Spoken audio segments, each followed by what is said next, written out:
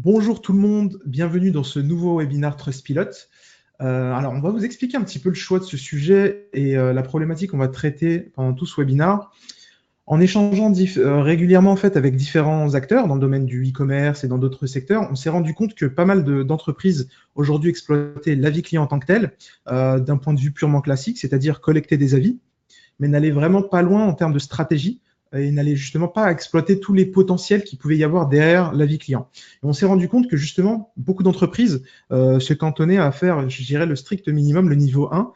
Et l'objectif de ce webinaire, justement, c'est de voir toutes les possibilités offertes autour de l'avis client d'un point de vue stratégie digitale. Alors, quand on parle de stratégie digitale, on parle aussi bien d'un point de vue de campagne digitale avec l'acquisition ou la fidélisation d'audience, de clientèle, mais également les supports digitaux que vous allez pouvoir utiliser, votre site internet, votre boutique e-commerce, tout ce qui va être online qui va vous permettre justement de faire la conversion de cette audience. Donc, on va regarder tout ça en détail.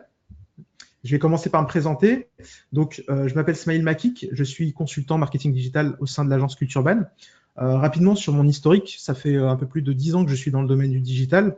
J'avais commencé au début de ma carrière en fait dans le référencement naturel, dans le SEO, dans une agence. Puis par la suite, j'ai rejoint l'annonceur dans le e-commerce, à travers desquels en fait j'ai beaucoup travaillé sur toutes les problématiques d'acquisition de trafic sur les différents leviers, donc le référencement naturel, le référencement payant, le retargeting, les campagnes via les réseaux sociaux, donc Facebook Ads, etc. L'email marketing également. Donc vraiment, j'ai pris du recul sur la partie acquisition de trafic dans le domaine du e-commerce. Je travaillais chez différents acteurs. Et puis à un moment donné, on a une problématique dans mon dernier poste où on s'était posé la question de se dire, ok, très bien, on a une croissance intéressante en termes de visibilité et de chiffre d'affaires, mais comment mettre en place une stratégie de réputation en ligne pour pouvoir justement appuyer cette croissance et faire en sorte que on soit visible. Et c'est à cette époque-là, donc quand j'étais dans le domaine du e-commerce, que j'ai commencé à mettre en place les différentes solutions d'avis client. Et c'est comme ça que j'avais choisi justement Trustpilot. Donc, pour la petite histoire, effectivement, j'ai commencé en tant que client de l'entreprise. Et depuis, donc, j'ai monté ma structure et j'accompagne Trustpilot sur le marché français dans toutes les problématiques de mise en place de la solution auprès des différents partenaires, des sites e-commerce, etc. Donc voilà pour le petit parcours. Je vais laisser la main à Brahim qui va également se présenter, puis on va pouvoir entrer dans le vif du sujet. Merci Smaïl, bonjour à tous, merci donc d'assister à ce webinaire. Donc je m'appelle Brahim Benelal, je suis en fait expert dans le domaine de la réputation. Je dirige donc la France et une partie de l'Europe pour Trustpilot. Donc moi également aussi, je suis à peu près 10 ans dans le domaine du digital et j'ai pratiquement 8 ans, on va dire 7 ans et quelques, on va dire avec Trustpilot. Donc là, je suis actuellement à Copenhague. Et donc de la même manière, en fait, moi à l'époque, on devait être une quinzaine, je crois. Maintenant, on est un peu plus de 700, donc ça a bien évolué. Et puis mon profil était plus aussi orienté digital, analyse donc de la réputation. Avant, je travaillais pour une entreprise de média monitoring. Et là, plus spécifiquement maintenant avec Trustpilot, on essaye d'aider justement différents partenaires au niveau international. Après, quelques mots par rapport à Trustpilot, pour ceux qui ne connaissent pas justement. Pour la petite histoire, pour faire un peu simple, c'est tout simplement Peter qui est le directeur qui est le CEO pardon de Trustpilot avait un petit challenge donc à l'époque et puis donc ses parents commençaient à acheter en ligne et il lui posait souvent la question comment je peux savoir si ce site est un site de confiance. Donc lui étant à Copenhague au Danemark, il s'est dit tiens il doit bien avoir quelque chose qui nous permette justement d'analyser tout ça. Donc il a ouvert une plateforme. Donc, elle a ouvert la plateforme donc, Trustpilot et grosso modo, cette plateforme-là a eu donc une certaine visibilité. De plus en plus de gens venaient dessus, postaient des avis et ainsi de suite. Donc, d'une manière très organique, ça s'est développé jusqu'à devenir un des sites les plus visités dans le pays. On est dans le top 10, par exemple, au Danemark. Et dans le monde, je crois, on doit être dans les 1% des sites les plus visités dans le monde. Et donc, grosso modo, ils sont rentrés après dans un business model où les entreprises se sont dit, tiens, c'est intéressant pour notre visibilité. C'est intéressant effectivement d'un point de vue, on va dire, stratégique, parce que l'idée en fait de la plateforme, c'était vraiment d'aider et d'instaurer une certaine confiance donc par rapport à ces personnes-là. Et c'est là-dessus justement où il y a eu un engouement donc des deux parties. Donc c'est vraiment le consommateur et aussi donc les entreprises qui elles avaient vraiment besoin de ça parce que c'était quand même un levier très important justement pour se rapprocher de leurs clients, pour comprendre exactement comment ils analysaient tout ça et qu'est-ce qu'ils pensaient justement de leur marque. Et bien entendu après la finalité pour ces différentes entreprises là, c'était d'optimiser justement leur stratégie, les conversions, etc. pour pouvoir justement augmenter leurs ventes et donc travailler sur leur réputation de manière globale. Donc ça, tout ça en chiffres, bah, c'est assez puissant, je dirais, assez éloquent. On a quand même maintenant à peu près un avis tous les 2 secondes. Ça représente plus de 3 milliards d'avis donc vus par mois. Donc c'est quand même un volume assez important. On sait justement qu'il y a au niveau de la preuve sociale que les gens effectivement consultent beaucoup d'avis et ça se ressent effectivement sur l'engagement qu'on a globalement des consommateurs. Donc après, bien entendu, souvent on pose la question, mais oui, mais est-ce que ça s'applique à différents domaines d'activité? Effectivement, ça reste assez large, parce qu'on n'est pas uniquement sur une stratégie du B2B, B2C ou B2B ou du service ou autre, hein, parce il y a certaines structures qui vont faire une collecte de leads et ainsi de suite. Donc ça reste vraiment assez éclectique et c'est assez varié. Donc là, vous pouvez voir qu'il y a Ubaldi, Vinci, LDLC, etc. Donc différents types de structures, que ce soit dans le service, que ce soit du pur produit, que ce soit aussi donc des sites plutôt informatifs, etc. Donc là, on a UGC Choisir justement qui utilise aussi Trustpilot pour l'aspect e-réputation. Donc ça reste vraiment très très large. Donc aujourd'hui, on va essayer de voir maintenant différents points justement pour optimiser justement la collecte, pour aussi travailler sur vos performances sur les différentes campagnes que vous avez au niveau digital et bien entendu après exploiter ça vraiment dans un parcours client digital et au niveau aussi de l'UX. Donc en fait, il y a, je dirais, différents challenges qu'on a pu détecter avec différents partenaires et c'est pour ça qu'on a compris effectivement que l'utilisation à différents niveaux au niveau du tunnel de conversion les ont bien aidés effectivement à avoir une bonne assise au niveau de leur stratégie digitale. Dans un premier temps, voilà, je vais laisser Smaïl vous faire une petite introduction. Il va vous parler un peu de chiffres sur les tendances justement au niveau des avis et comment justement après on pourra les utiliser. Merci beaucoup, Brahim, pour cette présentation. Donc, c'est vrai qu'aujourd'hui, la principale problématique, c'est que quand on discute avec les différents partenaires, tout le monde nous dit j'ai bien compris l'importance des avis clients, je sais que ça joue d'une manière ou d'une autre, donc il faut le faire. Mais on n'a pas forcément la connaissance comportementale autour de ça. Et ces chiffres-là sont intéressants. Donc, on a réuni plusieurs chiffres clés. Donc, le premier qui est le plus simple à comprendre aujourd'hui, c'est qu'on a presque 9 personnes sur 10 en France qui consultent les avis avant d'acheter. Donc avant d'acheter un produit ou un service, ils vont faire une recherche à travers les différents supports qui vont fournir des avis, via Google, via les différentes plateformes, etc., pour se documenter et pour voir qu'est-ce qu'il se dit autour de cette marque, qu'est-ce qui se dit autour de ce produit ou de ce service, quels sont les retours clients. Donc ça, c'est le premier chiffre. Par contre, ce qui est intéressant, c'est de voir un petit peu aussi comment le consommateur va être influencé par rapport à ce qu'il va voir en termes d'avis. Le deuxième chiffre qui est intéressant sur cette étude, c'est qu'on a 44% des gens qui vont accorder une importance au volume d'avis, c'est-à-dire au nombre d'avis qu'ils vont découvrir sur Internet. Donc là aussi, il y a un vrai challenge pour les entreprises, c'est à la fois effectivement de mettre en place une collecte d'avis, mais également d'avoir un volume conséquent pour rassurer le consommateur. On en reparlera un petit peu plus tard.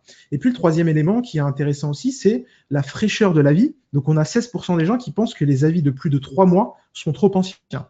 Ce qui veut dire concrètement que quand on a des avis qui ont une date assez ancienne, on n'a pas forcément la confiance du consommateur d'un point de vue d'expérience, puisqu'on peut se dire typiquement à travers ce chiffre que en 3 mois, les choses peuvent évoluer d'un point de vue positif comme d'un point de vue négatif au sein d'une entreprise.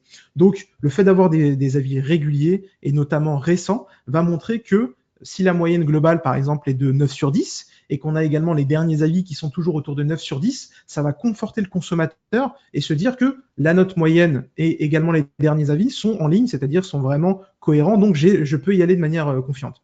Donc ça, c'est vraiment important de le garder à l'esprit. Première chose, qu'on n'est plus sur une notion de phénomène, mais vraiment sur une habitude du consommateur, puisque 9 personnes sur 10 vont consulter les avis, qu'il faut également avoir un volume important pour pouvoir montrer quelque part patte blanche et rassurer le consommateur en ayant un volume minimum, et puis également avoir des avis récents, frais, donc la fraîcheur de l'avis va également jouer sur le comportement du consommateur.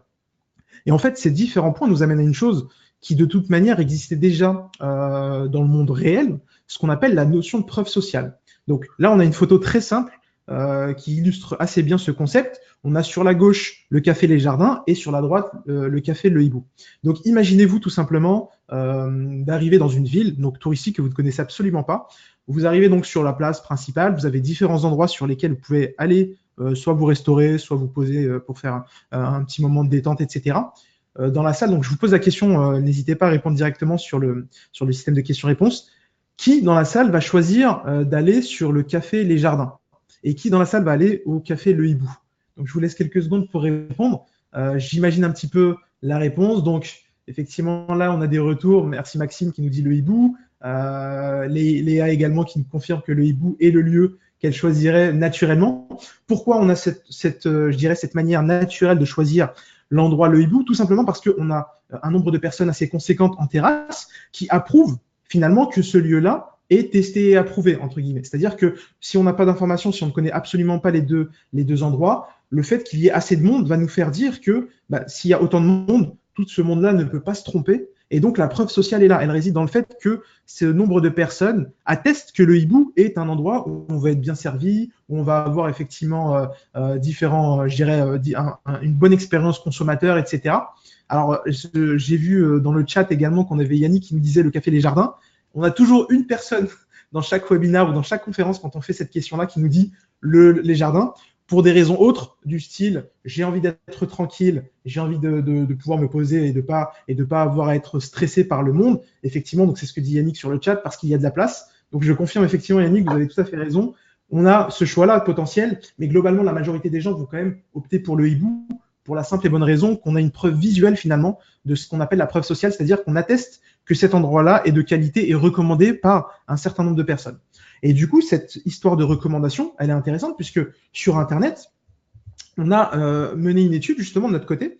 On s'est rendu compte, donc sur Internet, on le sait très bien aujourd'hui, l'avis client est la meilleure preuve sociale en tant que telle puisque on va pouvoir voir le nombre de personnes qui vont répondre, qui vont donc donner leur avis sur un site e-commerce par exemple et qui vont dire si ce site est bien, si la commande a été livrée en temps et en heure, etc. Et nous, on a été un peu plus loin dans l'analyse. On a mené justement une étude pour savoir d'un point de vue publicitaire, parce que c'est aussi un peu le but de ce webinaire, c'est de traiter des canaux digitaux d'acquisition de trafic et de fidélisation, comment justement améliorer la perception d'une publicité chez le consommateur en utilisant cette preuve sociale. Et on s'est rendu compte quand on a mis en place ce panel et cette étude auprès d'un organisme indépendant que 77% des consommateurs français ont plus confiance quand ils vont voir par exemple le logo Trustpilot et les étoiles sur une publicité que une publicité sans tiers de confiance.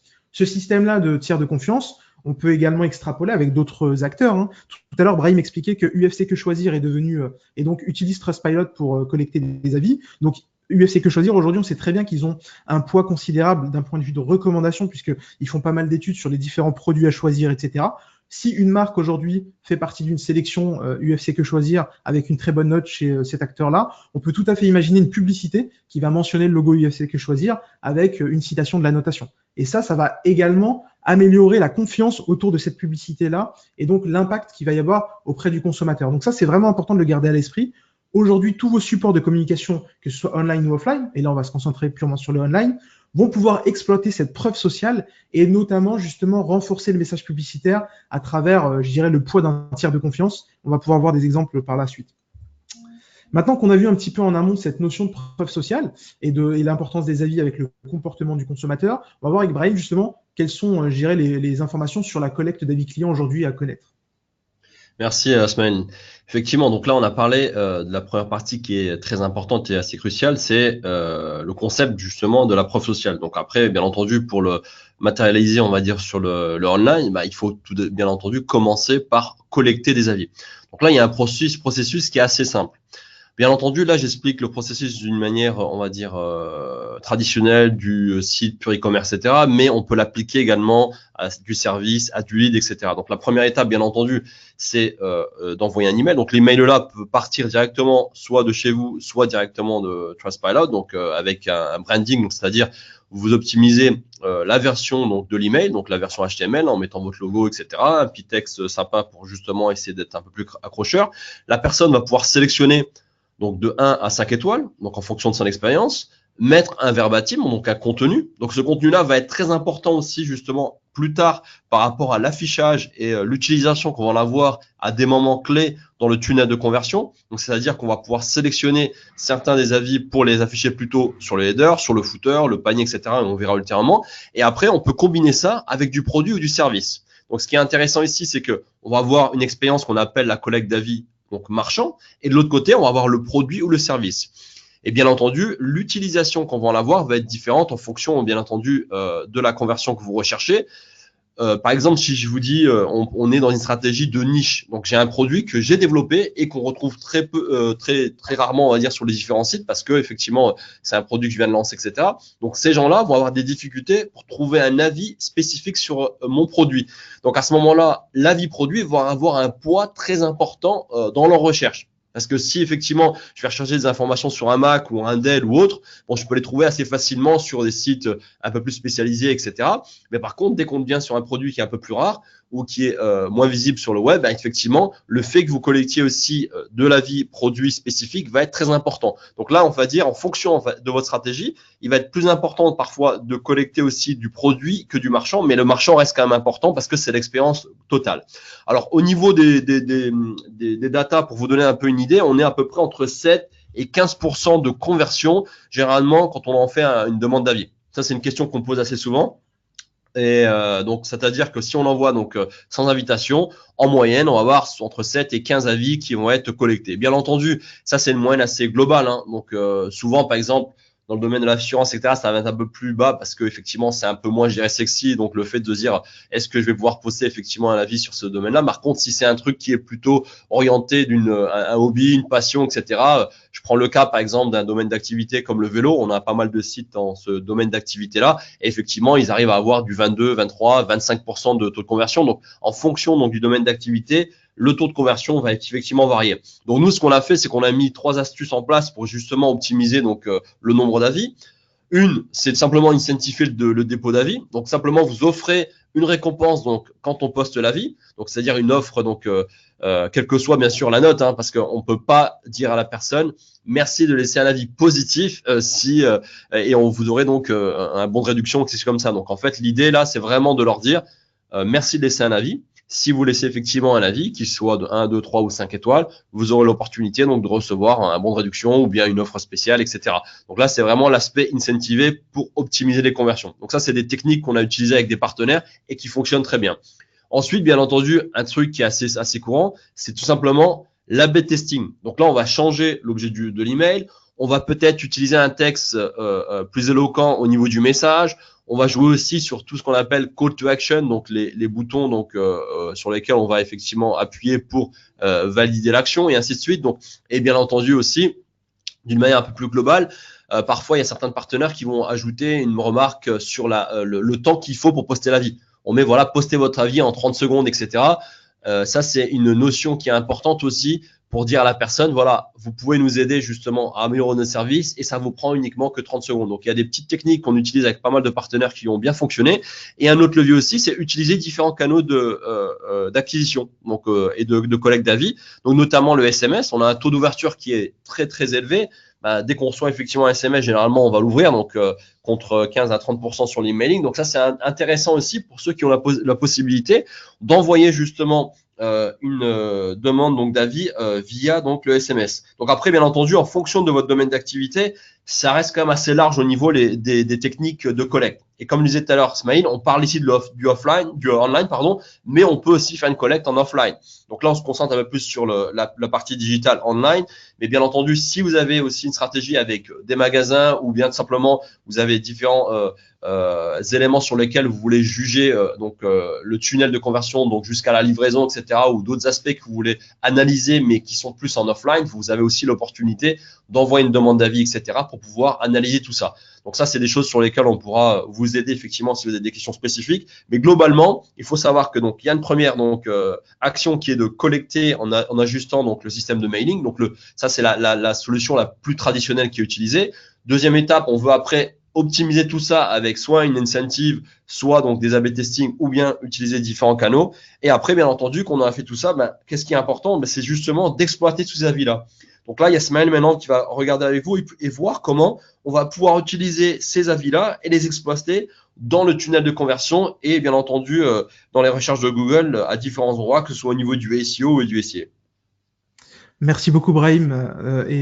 Justement, ça me fait une très belle transition parce que globalement, donc, on a parlé en introduction de la notion de preuve sociale. On a vu à travers l'étude que elle pouvait aider justement sur différents canaux à améliorer le rendement des publicités. Ne plus avoir un message publicitaire qui soit juste de dire mon produit est le meilleur, mais utiliser finalement la preuve sociale à travers les avis clients pour dire mes consommateurs attestent que ce produit est meilleur.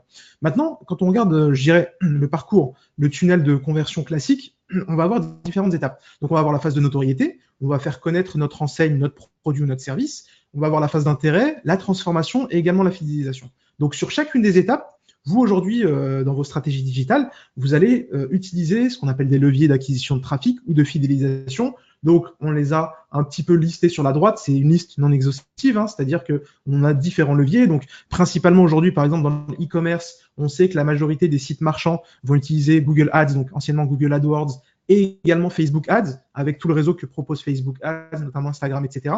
Il y a également le SEO, donc le référencement naturel, qui va énormément jouer. On peut travailler sur différents autres leviers, Bing Ads, Twitter Ads, Outbrain, Criteo pour le retargeting, MailChimp pour l'emailing, le CRM, etc.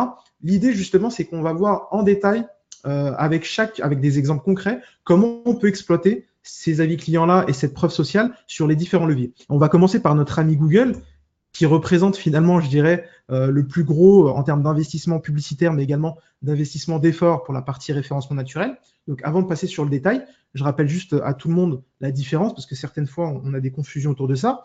Donc, on est d'accord sur la gauche, donc tout en haut, on a effectivement des résultats Google Ads avec le petit label annonce. Donc, on voit Boulanger, Conforama, etc.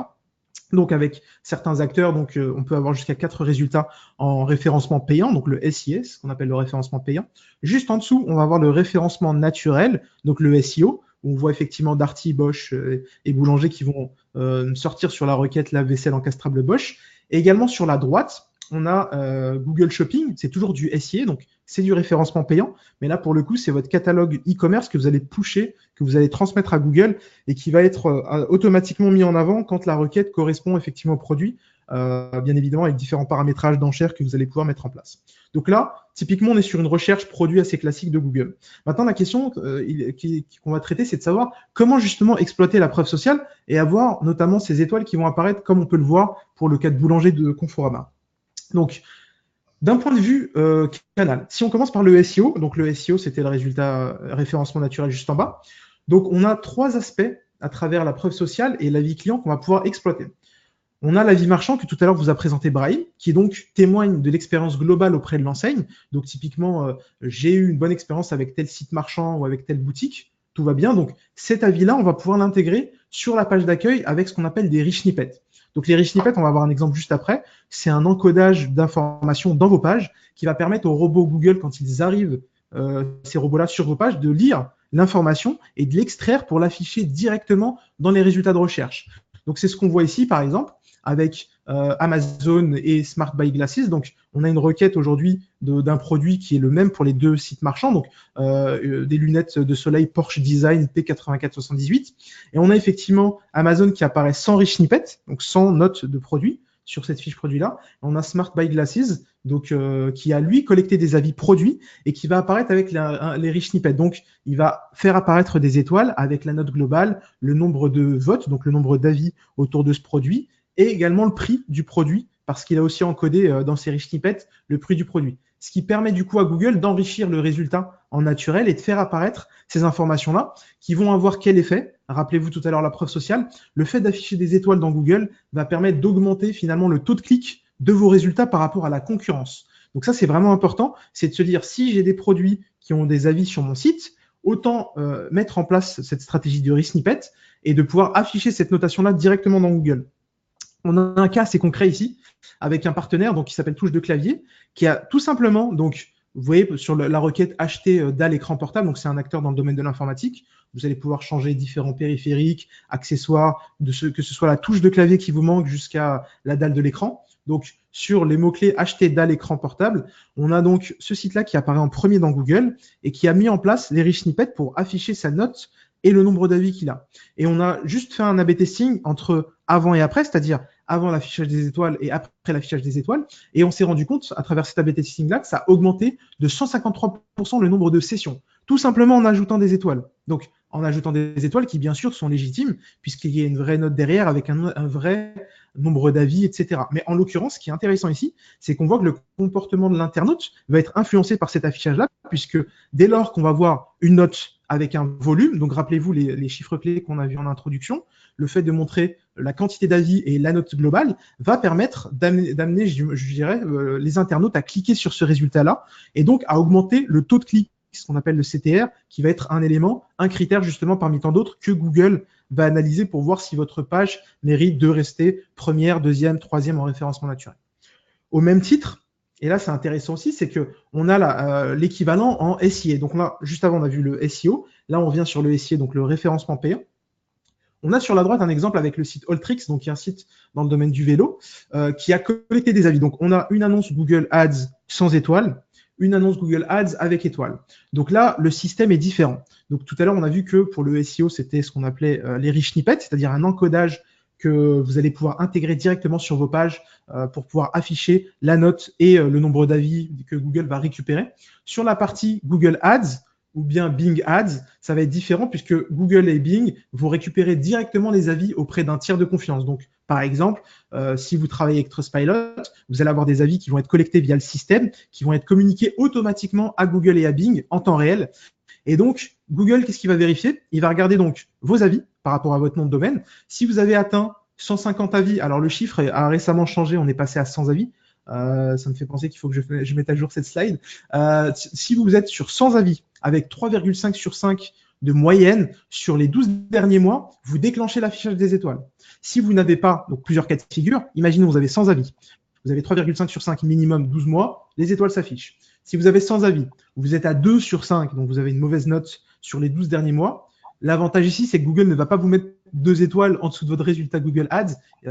Au contraire, il ne va pas afficher tout simplement les avis. Donc, les avis n'apparaîtront pas. La condition sine qua non, c'est vraiment d'avoir cette moyenne minimum de 3,5 sur 5.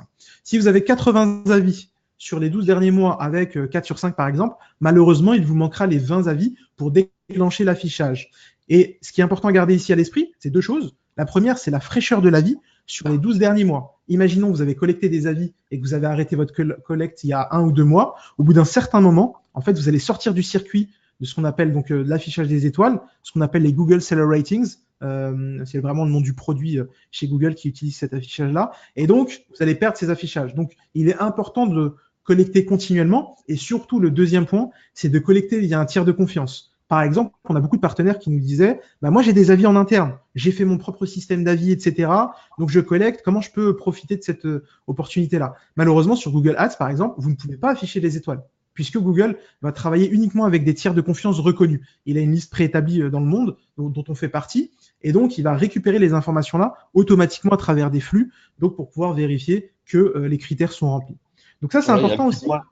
Un petit point, si je me permets de te couper, en fait, juste aussi, justement, quand tu disais, c'est un point très intéressant, ce qui revient assez souvent, c'est le fait d'atteindre justement ces 100 avis. Et en fait, j'ai certains partenaires, ce qu'ils font, c'est qu'on a mis un système en place, on appelle ça le Kickstart. Donc, grosso modo, ils reprennent leurs anciens clients, ils font un fichier CSV avec 3 infos, email, nom, prénom, un numéro de commande, et ils uploadent tout ça et ils envoient une demande d'avis. Donc, en l'espace de quelques jours, ça te permet de collecter très rapidement pas mal d'avis. Donc, ça, c'est bien pour mettre le pied à l'étrier. Parce que souvent, on me dit, ouais, mais comment je vais atteindre ces 100 avis-là en l'espace de quelques semaines, etc. Donc, je dis, c'est très, très, très simple. Donc, reprenez tous les anciens clients. Généralement, on va reprendre 6 à 8 mois à peu près, voire un peu plus pour ceux qui n'ont pas un volume énorme par mois. Et après, on envoie une demande d'avis et ça leur permettra justement d'avoir pas mal d'avis déjà dès le lancement de leur projet de collecte d'avis, tout simplement. Effectivement, Brahim, c'est vrai que ça, c'est une stratégie intéressante parce qu'on a beaucoup de gens qui se lancent, mais qui vont avoir des rendements assez rapidement, mais qui veulent tout de suite avoir le minimum pour déclencher les étoiles ici et là. Donc, le fait de revenir rétroactivement sur la base de données existante, c'est aussi un moyen, je dirais, un peu growth hacking, de pouvoir aller très vite et de pouvoir avoir assez d'avis critiques. Rappelez-vous, la slide de base qui disait le nombre d'avis va être important. Donc, plutôt que de commencer à avoir, par exemple, 10 ou 15 avis et de communiquer autour de ça, essayer d'avoir un certain seuil peut être aussi intéressant. Donc, cette histoire de collecter des avis sur les clients existants sur plusieurs mois peut être aussi un moyen, un quick win, donc un moyen très rapide d'atteindre ses objectifs. Et du coup, pourquoi on parle de ces étoiles dans Google Ads? On a vu tout à l'heure en référencement naturel cette augmentation du nombre de sessions pour le partenaire touche de clavier sur ce genre de cas. Donc, Google indique un chiffre très simple. Donc, ils ont fait des A/B testing en interne. sans étoile et avec étoile, l'augmentation du CTR est de 10%. C'est-à-dire on a 10% de taux de clic augmenté sur les annonces, donc avec un A/B testing très simple. Une annonce avec sans les étoiles, une annonce avec les étoiles, ça va augmenter le rendement de taux de clic. Ce qui permet du coup d'améliorer votre score de qualité dans Google Ads, parce que, alors pour celles et ceux qui ne connaissent pas forcément le système d'enchères de Google, il va y avoir différents critères, notamment ce qu'on appelle le quality score, et donc le fait d'augmenter son taux de clic va améliorer le quality score et vous permettre à terme de baisser vos enchères et d'améliorer justement votre rentabilité sur vos campagnes. Donc là-dessus aussi, vous allez pouvoir travailler le ROI de vos campagnes Google Ads grâce à cet affichage des étoiles. Donc on pourra voir un exemple plus tard avec Brahim sur un cas concret qu'on a mis en place. Alors, du coup, on continue sur les leviers. Qu'est-ce qui se passe aujourd'hui quand on va avoir une annonce qui va afficher donc les fameuses étoiles que vous voyez précédemment sur la slide qu'on venait de voir à l'instant. Donc, vous voyez les étoiles. On peut cliquer. Alors, je ne sais pas si vous voyez ma souris. On peut cliquer sur ce lien-là. Cet endroit est cliquable. Ce qui se passe quand on clique dessus, on arrive sur une page dédiée de Google qui va afficher l'ensemble des avis vous concernant.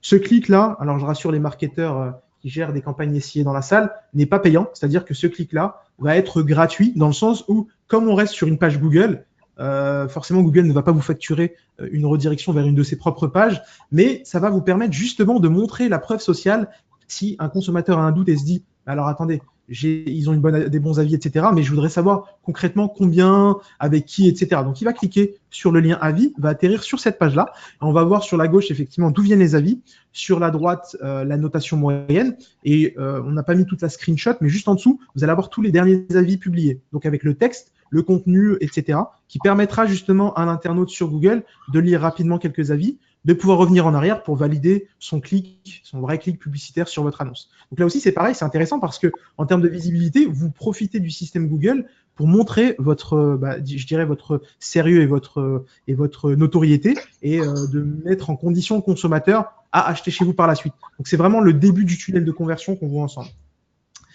Donc pareil, un autre exemple avec le même partenaire que tout à l'heure, touche de clavier. On a en SIA cette mise en place des Google Seller Ratings. On a fait un A/B testing sur la même campagne avec les mêmes mots-clés, etc. On s'est rendu compte que grâce aux étoiles, il y a eu une baisse du coût d'acquisition des campagnes Google Ads de 17%, ce qui est énorme d'un point de vue ROI pour celles et ceux qui gèrent des campagnes via Google. Vous savez très bien qu'économiser 17% de budget sur des clics, c'est quand même, je dirais, assez important. Donc, ça permet de réinvestir ce budget-là sur des nouveaux mots-clés ou d'améliorer les enchères ailleurs, etc. Donc, c'est très vertueux. Donc, on a vraiment effectivement un exemple concret ici de l'amélioration d'un point de vue coût d'acquisition Google, donc vraiment de la conversion qu'il va y avoir derrière. Si on continue dans les exemples sur les différents canaux, donc on a vu jusqu'à maintenant Google, maintenant on va regarder un petit peu les réseaux sociaux. Qu'est-ce qu'on peut faire aujourd'hui à travers les avis clients sur les réseaux sociaux? On a cet exemple-là donc sur Twitter avec différents partenaires, donc Marco Vasco qui est un acteur dans le domaine du e-tourisme, et effectivement Alltrix qu'on a vu tout à l'heure, qui est un des leaders dans le domaine du vélo, qui vont régulièrement en fait sur leur feed, sur leur flux Twitter, animer leur communauté à travers des posts qui vont mettre en lumière des avis consommateurs. Donc là, on a sur la gauche effectivement un exemple avec « Nous félicitons Marco Vasco pour leur professionnalisme ». Donc c'est Agnès qui témoigne sur la plateforme d'un avis. Et donc là, la marque a décidé d'en faire un message, plutôt que de dire systématiquement sur vos canaux, sur vos réseaux sociaux, promo du moment, déstockage, nouveautés, etc. et rester uniquement sur une approche sémantique purement produit. Là, on va pouvoir travailler sur la e-réputation et montrer aussi que votre marque est de confiance et qu'il y a beaucoup de consommateurs qui attestent. Là, on voit en dessous, justement, ici, la note globale, donc 9,5 sur 10 sur 4300 avis. Pareil, on a la preuve sociale en image. Et on sait très bien que sur les réseaux sociaux, le visuel va beaucoup aider à, je dirais, avoir un meilleur reach, avoir une meilleure visibilité sur le canal. Donc là, ce qui est intéressant, effectivement, donc hashtag ce qui me rend joyeux, ce sont des clients heureux via Trustpilot. Un autre exemple avec Alltrix sur la droite, où vous avez le visuel sur la gauche avec la citation d'avis sur la droite. Pareil, la note globale, le nombre d'avis, le tiers de confiance avec le logo Trustpilot. Tout ça, ça va permettre justement de mettre en avant les consommateurs qui sont satisfaits et potentiellement aussi de donner envie à vos fans qui ne sont pas clients, parce que tous les fans ne sont pas forcément clients, de passer, je dirais, cette étape-là et de tenter une commande chez vous.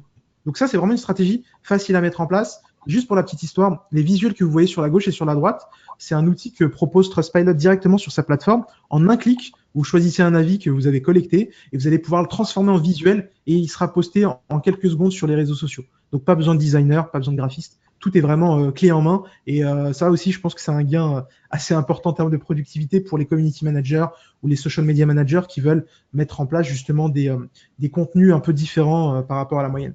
Donc, on garde aussi le même principe sur Facebook avec, donc, on a cet acteur-là qui s'appelle Mathelem. Nous sommes entièrement satisfaits de nos cours, des cours Mathelem. Donc, c'est un organisme qui fournit des cours pour les enfants, les adolescents, etc. Ils nous ont permis à notre enfant d'avoir une bonne évolution scolaire ces dernières années, etc., etc. Donc, là, on a un avis avec la note globale, avec le nombre d'avis. Et ce qui est intéressant, sur ce post-là, qui a été posté en mode organique, c'est-à-dire aucun sponsoring, etc., sur la droite, vous avez 8 likes. Donc, 8 likes de personnes qui sont fans de la page, donc qui sont potentiellement clients et qui disent « moi aussi, je suis d'accord ». Et du coup, en faisant ces 8 likes-là, ils vont propager le message auprès de leur communauté d'amis.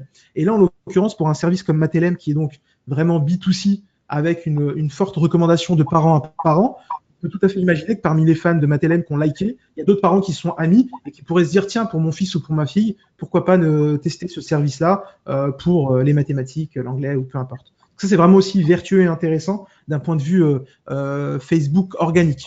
Maintenant, on peut aller plus loin. Si on veut exploiter la preuve sociale et les avis clients dans Facebook Ads, vous allez pouvoir exploiter les données issues de vos avis clients et les importer dans Facebook. J'explique. Donc, on a deux façons de faire des audiences dans Facebook. On a ce qu'on appelle les audiences personnalisées et les audiences similaires. Donc, audience personnalisée, tout simplement, vous allez pouvoir reprendre, par exemple, votre base de données clients avec les adresses email et les charger dans Facebook pour dire à Facebook je voudrais cibler avec telle campagne ces gens-là. Donc, Facebook va faire un matching, va vérifier pour chaque adresse email, en fait, s'il a la personne dans sa base de données de membres Facebook et lui afficher la publicité.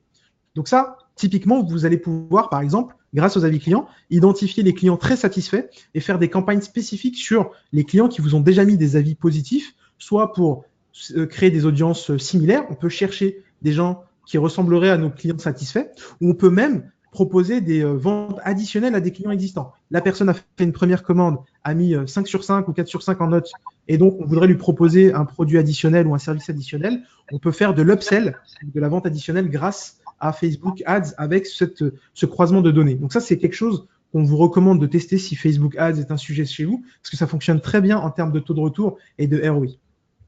Si on va plus loin, sur les posts également, donc sur tout ce qui va être sponsorisé sur Facebook, donc si vous faites une publication de sponsor, on a également la preuve sociale qu'on peut intégrer directement dans les visuels. Donc là, on a un exemple avec Vivint, qui est un acteur dans le domaine de la sécurité, donc tout ce qui va être système d'alarme, vidéosurveillance, etc., qui va donc prendre une citation d'un avis et montrer d'où vient cet avis. Ça aussi, c'est important. On ne met pas juste des messages en disant c'est le meilleur produit sans montrer d'où vient le message. Donc là, en se servant du logo Trustpilot ici présent, par exemple, il va jouer sur la confiance, sur la preuve sociale, sur l'origine de l'avis avec le tiers de confiance qui est utilisé. Et donc, ça va améliorer le CTR, c'est-à-dire le taux de clic sur la publication, qui est également, bien évidemment, un critère de performance chez Facebook Ads aujourd'hui.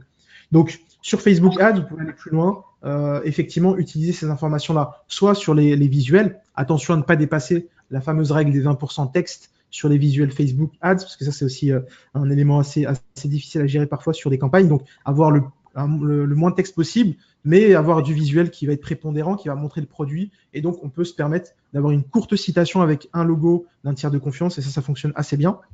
Et on peut aller plus loin. On a ici le display et le retargeting. On en parlait tout à l'heure dans le tunnel, quand on montrait les différents leviers avec Criteo, etc.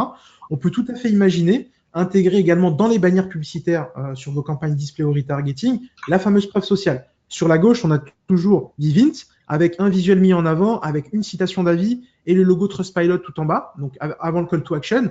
Et donc ça, ce qui est intéressant, on a également sur la droite 123RF qui est donc un fournisseur d'images qui va vendre donc une banque d'images en ligne, tout simplement, un peu comme Photolia ou Shutterstock, et qui permet justement de télécharger des visuels, et il met en avant les citations d'avis dans ses créations. Et en fait, le constat, il est très simple. On a fait des A/B tests avec ces différents partenaires sur du display. On s'est rendu compte qu'une bannière qui cite un avis avec un tiers de confiance augmente le CTR, tout simplement. C'est-à-dire qu'il augmente le potentiel d'attraction, si je peux me permettre de parler ainsi, et surtout donc d'attirer le clic pour pouvoir amener l'internaute sur la landing page qui va être mise en avant. Donc ça, c'est vraiment important de le garder à l'esprit. C'est la preuve sociale directement dans vos campagnes publicitaires, dans les différents canaux qu'on a vus. Et le dernier canal que je voulais traiter sur cette partie funnel, parce qu'on en parlait en amont, c'est d'un point de vue CRM et emailing, comment je peux exploiter l'avis client. Donc, par exemple, aujourd'hui, donc, dès lors que vous allez avoir des clients qui vont déposer des avis et s'exprimer, vous avez une vue un peu CRM sur la droite. On voit la base de données, on fait une segmentation assez classique, anciens clients, clients récents, non clients, le type de clients qu'ils sont, est-ce qu'ils ont, quel panier moyen ils ont, etc. Donc tout ça, c'est un peu la segmentation type RFM assez classique en CRM. Nous, ce qu'on va pouvoir faire, c'est injecter l'information avis client et ajouter un nouveau filtre dans le CRM. C'est-à-dire, je veux tous mes nouveaux clients qui ont mis une note de 4 à 5 sur 5. Je veux segmenter cette audience-là pour faire une campagne spécifique. Imaginons, vous avez un nouveau programme de fidélité qui va se lancer. Vous voulez choisir uniquement les clients qui sont les plus satisfaits parce que c'est ceux qui ont un potentiel d'engagement plus élevé. Donc, vous allez pouvoir faire un routage emailing ou une action CRM qui va être spécifique à ces ambassadeurs potentiels. Donc ça aussi pareil, on a un autre cas de figure, on a pas mal de partenaires qui quand ils veulent mettre en place des programmes de parrainage, donc imaginons je suis client d'un fournisseur d'énergie ou d'un service et je mets en place un système de parrainage où je vais offrir un mois d'abonnement pour tous mes clients qui m'amèneraient un nouveau client. À ce moment-là, en fait, je vais pouvoir incentiver ça et choisir les bonnes personnes dans ma base de données plutôt que d'envoyer à toute ma base. Ça, c'est vraiment l'approche old school, je dirais, de la segmentation. C'est plutôt de segmenter en se disant, ceux-là sont vraiment des clients satisfaits qui m'ont mis parfois un avis, voire 2 avis avec toujours une bonne note. Donc, ces personnes-là sont les plus enclins à jouer le jeu autour d'un programme de fidélité qui va être vraiment ultra avantageux pour eux en termes de gains, etc. Donc, ça permet vraiment énormément de choses. Et nous, on encourage tous nos partenaires à croiser les données, à injecter de plus en plus ces informations-là dans son CRM ou bien dans ses campagnes emailing, tout simplement, via MailChimp, via Mailjet, Sendinblue, enfin, toutes les solutions que vous utilisez aujourd'hui peuvent vous permettre de créer des segmentations grâce aux avis clients. Donc, on a fait un petit peu le tour, je dirais, des différents leviers. On a vu que sur la partie référencement naturel payant, sur le display, le social ads, on a la capacité aujourd'hui de vraiment mettre en place l'avis client dans le cœur des campagnes et également dans le cœur du ciblage. Maintenant, on va voir avec Brahim comment on peut répercuter ça d'un point de vue UX et parcours client sur les différentes landing pages, etc. Donc, je laisse la parole à Brahim. Merci Smaïl, effectivement. Donc là, tu nous as bien effectivement développé différents points justement sur les leviers, donc SEO, SIA, après les réseaux sociaux et ainsi de suite. Donc là, ce qui est intéressant effectivement, c'est qu'on peut utiliser soit le contenu, soit le verbatim, donc justement pour l'afficher et le mettre en display, soit sur le retargeting ou d'autres éléments. Et en fait, ce qui est super important, bien entendu, le nerf de la guerre aussi, c'est quand on clique justement, on fait leur campagne, on va avoir différents types de landing page. Donc là, on va voir justement au niveau de l'anatomie du site internet comment on peut ajuster, afficher donc ces avis-là, le contenu également pour que ce soit très pertinent.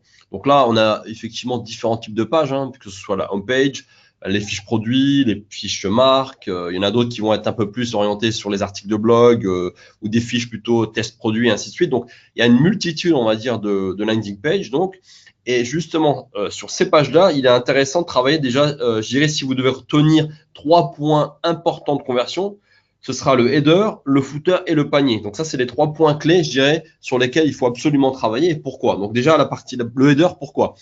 En fait, on a fait déjà des tests de ray tracking et on a remarqué que en mettant ces casques-là, donc à ces personnes-là, et on leur faisait visualiser différents sites, on remarque qu'il y a une zone chaude en haut à gauche. Généralement, c'est près du logo. Donc soit c'est en haut à gauche, ou souvent on va retrouver peut-être vers le milieu, mais grosso modo, le header est une partie assez importante. Donc là, grosso modo, vu que la personne effectivement va se concentrer sur cette partie-là en arrivant sur le site, donc on reste toujours au-dessus de la ligne de flottaison. Donc c'est-à-dire que quand vous ouvrez votre page sur votre PC, il y a une ligne donc tout en bas, donc ce qu'on appelle la ligne de flottaison. Donc c'est la ligne que vous retrouvez tout en bas donc de votre écran. Les gens ne vont pas encore scroller.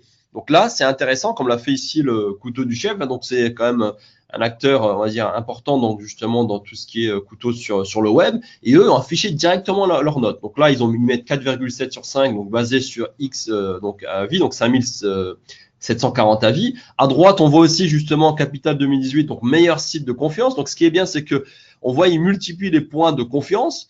Et un autre point qui est assez intéressant, c'est que de l'autre côté à droite, il y a aussi le numéro de téléphone. Ça, c'est aussi un point super important on appelle ça aussi les barres de rassurance. Donc, c'est-à-dire que souvent, on va remettre différentes informations qui sont importantes justement pour le visiteur lambda. Donc là, ça, c'est très intéressant parce que les gens vont pouvoir cliquer dans certains cas et avoir du contenu et comprendre que justement, il y a déjà des avis. Donc ça, c'est le premier touch point. Donc, le premier point important pour optimiser aussi les taux de rebond. Parce qu'on a remarqué en faisant les tests AB que quand on affiche ces informations-là, les gens sont beaucoup plus enclins à lire et à continuer. Donc, on envoie un signal très positif à Google parce que effectivement, les gens ont tapé peut-être donc un couteau donc japonais. Ils arrivent sur le site, c'est effectivement un site qui offre ce genre de couteau-là. Donc les gens restent dessus. Donc on a bien un match entre la requête qu'ils ont fait dans Google et le site en question. D'accord? Donc ce taux de rebond-là est optimisé justement grâce aussi aux avis du client. Deuxième étape, souvent on retrouve, d'après les différentes analyses, le footer. Donc là, ce qui est pas mal, c'est effectivement rafficher justement au niveau du footer tout le contenu donc par rapport donc aux avis clients. Donc là, on a un exemple ici avec ProBike Shop. Donc vous avez vu ici justement, je parlais donc des barres de réassurance. Ben, on retrouve ça justement à ce niveau-là. Vous voyez au-dessus qu'il y a marqué donc prix le moins cher garanti, livraison gratuite à partir de 50 €. Tous les produits donc en stock et ainsi de suite. Donc on essaie de donner le maximum d'informations aux visiteurs lambda pour le réassurer. Donc ça c'est très important. Et justement dans le footer où on va retrouver généralement des informations sur l'entreprise, où est-ce qu'elle est basée, peut-être un numéro de téléphone, les différents moyens de paiement, aussi le retour. Hein. Est-ce que je dois payer mon retour ou est-ce qu'il y a un montant minimum justement pour envoyer mon produit, et bien entendu la preuve sociale. Donc on essaie en fait d'accumuler différents éléments qui permettent vraiment de réassurer le visiteur lambda. Et c'est super important justement d'afficher aussi la note et le contenu. Donc généralement ce qu'on essaye de conseiller, c'est d'avoir aussi du verbatim. Donc si la personne vient à cliquer, il y a une petite pop-in qui s'ouvre et on arrive aussi à avoir du contenu. Là maintenant, on va avoir un autre cas qui est beaucoup plus spécifique justement par rapport au verbatim, c'est le panier. Donc là, en l'occurrence ici, on a un exemple, c'est Cadeau Maestro. Donc là, on arrive sur une étape qui est très importante pour vous. Hein. Imaginez, hein, tout à l'heure, Smaïl a parlé du SEO, il a parlé du SIA, on a parlé de tout ce qui est réseaux sociaux, on a parlé du retargeting. Donc tout ça, c'est du temps et c'est de l'argent. Donc vous avez des personnes qui vont naviguer dans ce tunnel donc et arriver justement sur votre site, sélectionner les produits en question et arriver au panier. Donc on remarque qu'il y a différents éléments qui agissent justement sur le comportement de l'acheteur lambda. Donc souvent, on remarque qu'un tiers vont ressortir par un manque de confiance. Une autre partie vont ressortir parce que effectivement au niveau de la livraison, soit effectivement ils ont remarqué qu'il y avait des frais de port qui étaient trop élevés, ou peut-être ils étaient un peu hésitants, ils se disent est-ce que je vais bien recevoir mon produit ou pas. Donc ça c'est différentes études qui ont été faites et qui nous ont montré effectivement que ces hésitations-là ont fait effectivement perdre pas mal donc de conversions aux différents sites marchands. Et en affichant justement ces avis-là, on a vu une augmentation donc du panier moyen parce qu'on avait aussi des upsells qui se faisaient. Donc c'est-à-dire que dans certains sites, on va afficher d'autres produits. On va dire voilà, vous avez pris ce produit-là, voici les autres produits que les autres acheteurs ont acheté donc en achetant ce produit-là. Et donc ça vous permet aussi d'augmenter le panier moyen parce que les gens sont en confiance. Mais ce qui est intéressant, je ne sais pas si vous le voyez tous sur l'écran, mais si on regarde le contenu des avis, vous voyez qu'ils ont sélectionné des avis bien spécifiques. Ici, en l'occurrence, on parle de la rapidité au niveau de la commande, on parle du délai de livraison, etc. Donc là, ils sont vraiment orientés sur l'aspect livraison, recevoir mon produit en temps et en heure. Donc là, il y a un aspect, on va dire ici, pour créer un peu plus d'urgence, et c'est très intéressant parce que effectivement, on sait que la confiance est importante, mais aussi que la livraison est un point crucial dans la conversion. Donc justement, en faisant ça, on a remarqué que certains de nos partenaires avaient augmenté donc de 7,5 à 33% leur conversion. Donc c'est un point, je dirais, qui est vraiment important dans votre stratégie de conversion. Maintenant, ce qu'on va faire, c'est qu'on va prendre un exemple de A à Z, je dirais, en prenant en compte les différents éléments donc, qui ont été énoncés tout à l'heure par Smaïl, notamment donc avec un exemple de CTIZ. Hein, donc c'est eux qui travaillent donc dans tout ce qui est dans le domaine du contrôle technique. Donc ils ont une plateforme qui vous permet justement de trouver le bon contrôle technique. Donc on va voir différentes étapes. On va voir la partie acquisition, la partie réputation et ensuite la partie conversion. Donc la partie acquisition. Donc, tout à l'heure, Smaïl vous avait expliqué justement que on avait la possibilité, après avoir collecté des avis, de remonter dans les recherches payantes et organiques. Donc là, on tape contrôle technique pas cher. Donc vous, par exemple, ou les sites qui sont en concurrence, donc on voit Midas, on voit Decra, on voit donc CTIZ, on voit Tessa Sécurité. Et là, CTIZ, très intéressant. Donc déjà, bien sûr, on remarque directement les petites étoiles, hein, parce que c'est là où justement, quand Smaïl vous disait une augmentation du CTR, elle se fait assez facilement parce que ça attire déjà l'œil. Donc le visiteur lambda va voir effectivement qu'ils ont petites étoiles, il va cliquer justement potentiellement donc sur le lien et ça va leur permettre justement d'arriver sur le site. Donc ça, c'est la partie payante. Bien entendu, il y en a certains peut-être dans l'audience qui ne font pas de Google Ads. Donc eux, ils vont plutôt se concentrer sur la partie référencement naturel.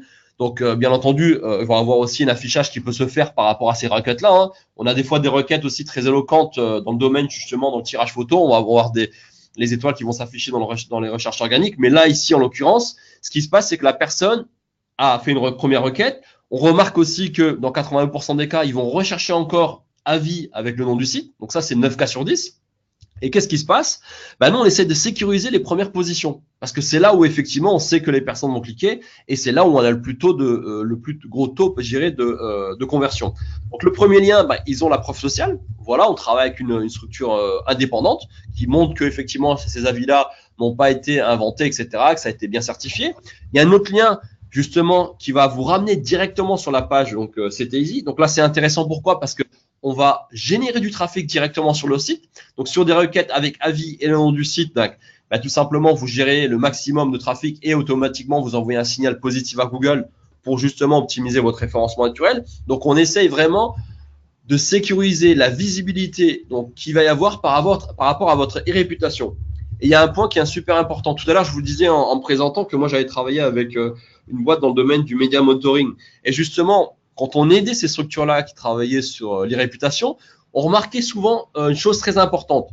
Ceux qui étaient très proactifs sur leur réputation, il était beaucoup plus simple pour nous de les aider justement d'optimiser cette visibilité positive dans les recherches organiques. Alors que ceux qui laissaient justement les visiteurs lambda poster un avis peut-être sur un forum, sur Facebook, mais sans vraiment agir par rapport à leur réputation et collecter d'une manière active, il était très difficile après effectivement de redorer, on va dire, leur qualité de service, etc. Parce qu'effectivement, on peut pas contrôler tout ce qui se passe sur les forums, etc. Alors que si effectivement vous êtes proactif et justement vous collectez des avis d'une manière régulière, très simplement, vous allez à chaque fois remonter avec une note qui va refléter effectivement votre réputation et ce sera beaucoup plus simple justement pour vous de pouvoir naviguer et de montrer que vous avez un très bon service. Donc là, on a vu SEO ici encore, comme le disait Smaïl, donc vraiment un cas concret. Donc, qu'est-ce qui se passe? Je vais cliquer sur le lien, j'arrive justement sur la page en question et c'est là où justement on va appliquer les différents éléments au niveau de l'intégration UX. Donc, tout à l'heure, je vous disais, vous voyez, on a le logo, c'était easy. Ici, en l'occurrence, qu'est-ce qu'ils ont fait? Ils ont affiché en plein milieu Trustpilot avec lire les avis. Donc là, on va avoir du contenu qui nous permet d'analyser. Mais ce qui est intéressant ici aussi, c'est que dans tous les call to action qu'ils ont, donc voir les offres et réserver ici, donc Toulouse, 29 €, on a remis justement encore du contenu. Et justement, vu que eux travaillent sur l'aspect pricing, donc le tarif compétitif, ils ont utilisé aussi justement du contenu assez éloquent, rapide et préattractif, etc. Rapide, clair, efficace, etc. Donc là, c'est bien. On va travailler encore sur le contenu, sur l'efficacité, mais aussi sur le tarif. Donc là, c'est très intéressant parce que cette partie-là leur a permis en un espace de 1 mois et demi d'augmenter de 10% leur conversion. Donc ces points-là sont intéressants parce qu'on voit directement au niveau du header, juste au-dessus de la ligne de flottaison, on arrive à voir encore les avis. Donc on a deux aspects intéressants sur lesquels on a du contenu et au niveau du header aussi pour éviter les taux de rebond. Donc là, c'est deux points intéressants. Et le troisième, on va revoir effectivement ceux dont on parlait tout à l'heure. Donc là, maintenant, disons que moi, je valide. Qu'est-ce qui se passe derrière quand je valide? Donc, j'arrive sur une autre page où c'est une page de conversion. Je vais retrouver justement encore les avis spécifiques par rapport au centre. Parce que là, en l'occurrence, ils vont vous rediriger vers différents centres. Donc, on veut aussi sécuriser. On a l'expérience totale où on retrouve les avis avec excellent, 8261 avis. Et l'autre côté, on a le centre effectivement qui lui aussi fait un bon travail. Et c'est important justement de travailler et d'expliquer justement où est-ce que vous allez aller. Et donc là, on a affiché ici justement 26 avis pour leur dire, voilà, le centre aussi sur lequel on vous dirige, c'est aussi un centre qui fait du bon travail, etc. Donc là, pareil, on essaie toujours encore de travailler sur la preuve sociale et réassurer la personne.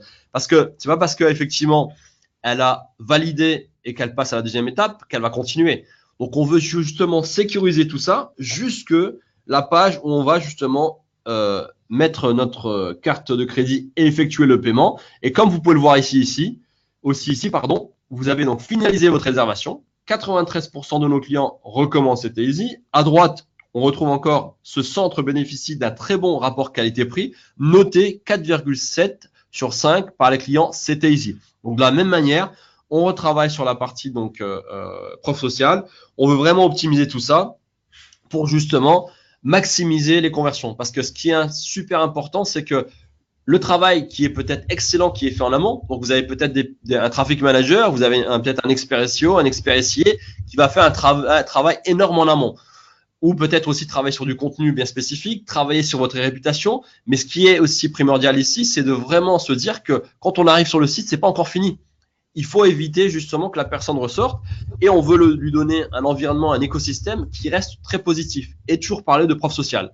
Et même de toute manière, si elle venait à ressortir à un moment donné ou à un autre, et si elle tape encore avis et le nom de votre entreprise, on va remonter encore au premier, deuxième lien dans les recherches organiques. Donc en vrai, on veut avoir une vision, je dirais, à 360 degrés.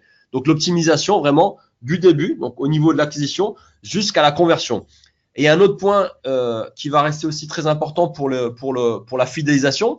Et là, justement, je voudrais dire deux choses importantes. Une, si vous êtes dans une stratégie où il n'y a pas vraiment de fidélisation, donc ça va être plutôt du one shot, ben, il est quand même très important effectivement de collecter et de faire la preuve sociale pour les visiteurs lambda qui arriveraient. Donc, on veut montrer effectivement que voilà, c'est très important pour vous parce que effectivement, on remarque qu'il y a pas mal de personnes qui sont arrivées donc, et qui ont utilisé nos services et qui sont très contents. Ou par exemple, dans l'immobilier, hein, on va avoir des personnes qui vont effectivement vendre une maison ou autre, et ça, c'est pas des gens qui vont revenir effectivement tous les mois. Donc, ils vous ont fait leur acquisition. Et ça, généralement, ça se termine là, ou peut-être après, effectivement, dans une quinzaine ou vingtaine d'années, ou peut-être plus ou moins long, on dirait, il vient revenir vers cette marque-là. Mais ce qui est important, c'est de montrer que l'expérience était très bonne. Donc, même s'il y a une fidélisation où il n'y a pas de fidélisation derrière, on va dire directe, il est important de faire la collecte. Par contre, pour ceux qui sont dans une stratégie de fidélisation, il faut savoir qu'il y a une data qui est assez importante. Et une personne rentre dans un haut cercle de fidélisation après 3 interactions. Donc, ça veut dire que si elle vient acheter une fois, 2 fois, 3 fois, c'est là où elle devient vraiment ambassadeur ou ambassadrice par rapport à la marque. Donc, il faut toujours justement essayer d'aider cette personne-là en affichant encore des avis. Donc, tout à l'heure, on parlait un petit peu aussi, il y avait un sujet qu'on avait évoqué dans d'autres conférences avec Smaïl, c'était le customer match, c'est-à-dire analyser aussi justement ces personnes-là en fonction donc de leurs notes, etc. Donc, c'est très intéressant pour vous aussi d'analyser d'une manière globale ce que les gens disent et en fonction de ce qu'ils disent, on va utiliser justement ce verbatim-là pour l'afficher à d'autres personnes justement qui viennent acheter. Et justement, ces personnes-là qui sont venues déjà une fois, bah, il faut encore les réconforter. Donc, on va encore afficher des avis. Ils vont faire un deuxième achat. On va encore essayer justement de rafficher pour justement les pousser vers le renouvellement et la fidélisation. Et justement, on sait que l'acquisition chez vous, ça va être à peu près 10 fois plus cher que la fidélisation. Donc, il faut vraiment boucler et sécuriser donc tout ça depuis l'acquisition sur la conversion. Je ne sais pas, Smaïl, si maintenant on a eu peut-être quelques petites questions qu'on pourrait répondre. Donc, Bah écoute, merci Brahim. J'ai profité de ta présence pour répondre à quelques questions qui étaient un peu plus spécifiques à des cas d'entreprise. Mais en ouais. l'occurrence, globalement, si vous avez des questions vous de votre côté, vous pouvez les poster. Et moi, je vais refaire un peu la repasse des différentes questions. Donc, on avait eu effectivement des questions. Quelqu'un qui expliquait qu'il faisait de la collecte en interne, mais qu'il avait un taux de retour assez faible. Donc, le taux de retour est un sujet qui revenait souvent au niveau des questions du chat. Donc, on a là-dessus, je peux commencer un petit peu à répondre, mais il est vrai que Brahim vous a montré tout à l'heure la stratégie classique par l'email, celle qui est utilisée, je dirais, aujourd'hui par 90% des partenaires, mais on a aussi effectivement des stratégies où on peut aller beaucoup plus loin en termes de collecte. On peut, comme l'avait dit Brahim tout à l'heure, solliciter les clients à travers d'autres canaux si on a le droit de le faire. Le mobile en est un. Donc aujourd'hui, on a des partenaires qui font des campagnes de routage SMS et qui vont collecter de l'avis via le SMS et avec des très bons taux de retour, parce qu'on a aussi tout un dispositif optimisé pour le mobile d'un point de vue collecte. Donc ça, c'est quelque chose qu'il est possible je dirais, d'exploiter. On a également une question de Léa qui nous demandait justement comment intégrer les avis Trustpilot aux résultats Google en SEO et en SIA. Alors Léa, pour rappel, le SIA, on a ce qu'on appelle l'extension Google Seller Ratings. En fait, ça se fait automatiquement. Donc typiquement, vous allez avoir, dès lors que vous avez les différents critères qu'on a vus tout à l'heure, au minimum sans avis, avec 3,5 sur 5, et donc sur les 12 derniers mois, Google va automatiquement afficher sur vos campagnes Google Ads les étoiles. Donc, vous n'avez rien à faire d'un point de vue opérationnel, hormis atteindre ces seuils-là qu'il faut atteindre à travers un partenaire de confiance, donc comme nous. Donc là-dessus, on pourra en discuter si besoin, mais c'est facile à mettre en place. Et pour la partie SEO, il y a une solution chez Trustpilot qui s'appelle la Trustbox SEO, qui va donc afficher les avis sur votre page et également mettre en place l'encodage dont je vous ai parlé tout à l'heure, qui est l'encodage Rich Snippet. Donc là-dessus aussi, on a une solution très facile à mettre en place, user-friendly, donc on pourra en discuter si vous voulez a posteriori. Et je ne sais pas s'il y avait d'autres questions, je regarde un petit peu. Il y a eu de Stéphanie qui disait justement est-ce que c'est possible de changer la couleur des étoiles pour qu'on concorde mieux avec le design du site. Effectivement, après là, au niveau de l'intégration, bien entendu, ici là, il y a certains domaines d'activité. Par exemple, on sait qu'on a certains acteurs dans le domaine du dans tout ce qui est fashion et cosmétiques, etc. Il veut que ce soit beaucoup plus épuré. On a des sites aussi dans le domaine du luxe. Donc, c'est sûr que vous pouvez utiliser des API qui vous permettent justement de faire une intégration très personnalisée. L'idée, c'est vraiment déjà de montrer effectivement que c'est un tiers de confiance, que vous avez de la preuve sociale et d'afficher ces avis-là. Mais bien entendu, après, au niveau de l'intégration et des couleurs sur le design, après, à vous de voir effectivement comment vous souhaitez intégrer tout ça pour que ça colle bien avec votre charte graphique. Ça va de soi, effectivement. Super, merci beaucoup Brahim pour cette précision. Donc on va clôturer ce webinaire parce qu'on vient on vient de dépasser l'heure de webinaire et donc n'hésitez surtout pas à revenir vers nous si vous avez des questions spécifiques à vos business models. J'ai vu notamment quelques questions sur le chat sur des besoins spécifiques, donc on va reprendre contact avec vous. Ce sera beaucoup plus simple parce que c'est vraiment lié à votre approche en termes de business et c'est pas forcément compatible avec le besoin des autres. Donc n'hésitez pas à revenir vers nous. On a été très heureux avec Brahim de vous présenter un petit peu ces différentes possibilités. Et l'objectif, de manière générale, c'est vraiment de vous encourager à exploiter ces différents leviers et de faire en sorte que votre approche du digital d'un point de vue parcours client soit cohérente de la partie acquisition jusqu'à la conversion. Ça, c'est vraiment quelque chose qui fonctionne assez bien en termes de résultats et on le remarque vraiment avec tous nos partenaires. Donc, merci à toutes et à tous. Merci Brahim. Merci à toi, Smaïl. Merci à tous. Et puis, n'hésitez pas, si vous avez des questions, que ce soit sur donc Google, l'intégration, les avis négatifs, etc. Parce que je sais qu'il y a différents sujets qui reviennent assez souvent. Donc, envoyez-nous un petit email et on pourra vous aider à répondre à ces questions-là et dans vos stratégies.